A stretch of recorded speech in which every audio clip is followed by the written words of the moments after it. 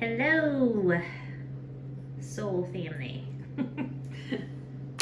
Hope you all are doing well today on whatever day you are catching this message.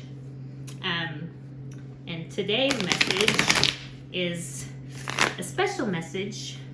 It is a collective reading for Mercury Retrograde. Yay! Mercury Retrograde is a-coming up here next week on October 13th. So this is our last retrograde of the year, the completion of our 2020 retrograde cycle, and it is in Scorpio, and Scorpio is the type of energy that really asks us to slow down and go within. So I'm just going to check and do a quick reading and see what it is we need to focus on during retrograde. If you hear that noise right now, it's my dog drinking water in the background. So, retrograde. All right. Let's see what the cards have to say. I'm just cutting them over here. So, first card is what truth do we need to acknowledge during this retrograde time? 10 of Pentacles, the second card, is how are we going to transform as a result of this truth? Or how do we transform with it? And then this last card, what action can we take to fully live this truth?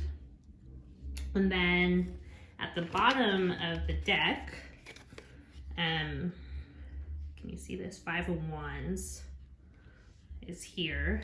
I'll put it up like this. Actually, I pulled it in reverse, so I moved it around. So it's 5 of Wands in reverse at the bottom of the deck. So immediately with this bottom of the deck, which kind of tells us the overall energy of the reading, 5 of Cups, I'm sorry. 5 of Cups.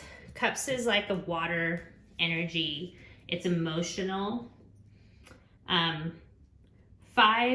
in the upright usually is a conflict of sorts, right?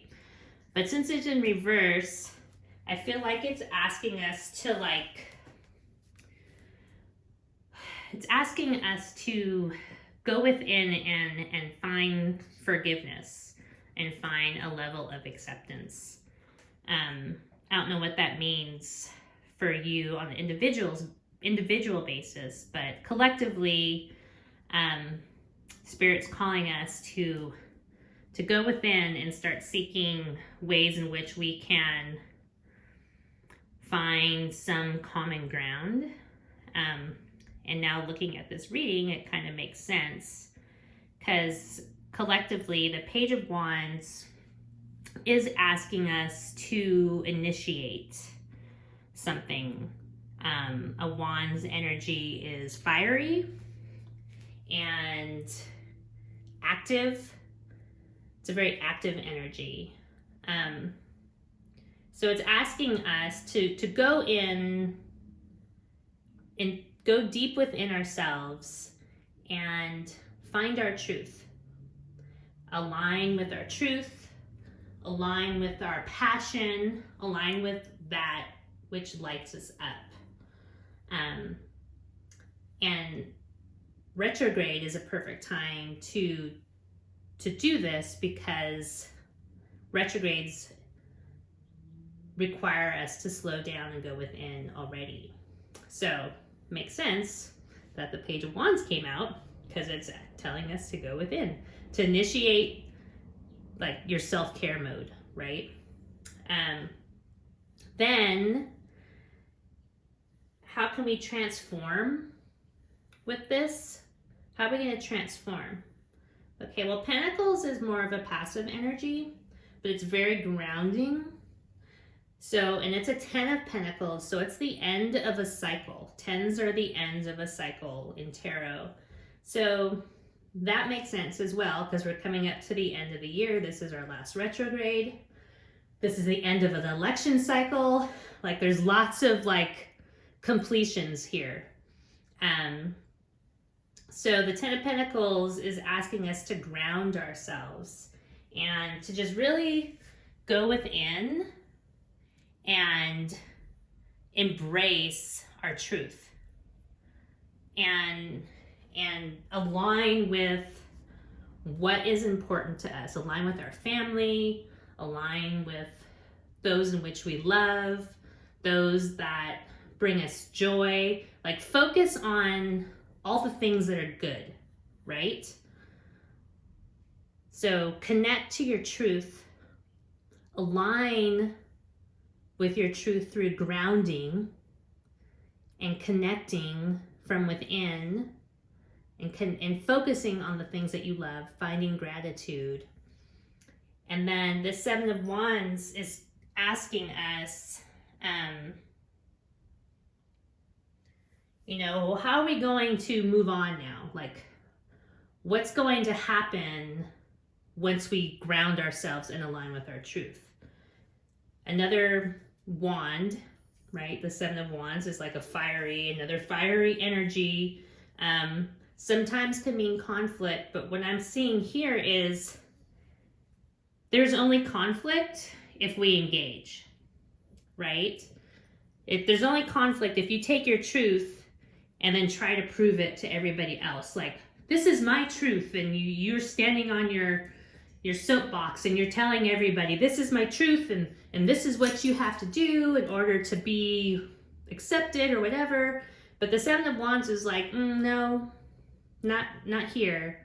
This is like, you just know your truth. You don't have to yell it to everybody, because if you're just yelling it, then you're taken out of your truth. Actually, you're not in your vibration, your highest vibration anymore. You're down in the conflict, in the chaos, right? So don't engage in the chaos, because the chaos is coming. And I don't think I said it at the beginning, but retrograde ends on November 3rd. And if you don't know what November 3rd is, I suggest you hurry up and find out. But November 3rd is when we vote, right? So it's no coincidence that retrograde chaos is going to be during this time, the next few weeks, and then ending on November 3rd. So really important that you stay in your truth, you practice self-care, you stay grounded, and you don't try to prove or seek validation for your truth. Just know your truth. You don't have to have other people acknowledge it. You are the only one that needs to acknowledge it. And then overall, just learning to have some level of forgiveness or compassion, whether it's with yourself or with a family member or a neighbor. Avoid arguing with people on social media, exchanging that low-level energy. So super important that you don't do that over the next 3 weeks, because it's going to be draining, and the less engaging you do in conflict on the internet or with other people, the better. Just go within, stay in your truth, and take care of yourself. Also, I'm going to let you know too that I have a Self-Love 101 e-course that you can actually purchase in my bio, which is a perfect time to go within and practice that level of self-love and self-care. Because in the book, there's 10 pillars of self-care. Each pillar is a focus on what you can do to bring more love into your life, more self-love, and raise your vibration, find healing, and find your alignment. So that link is in my bio. So here we are, Mercury retrograde. Align with your truth, stay grounded, avoid having to prove yourself to anybody, know who you are, seek compassion, self-compassion, self-love, and in doing so, you will have more compassion and more love for those around you.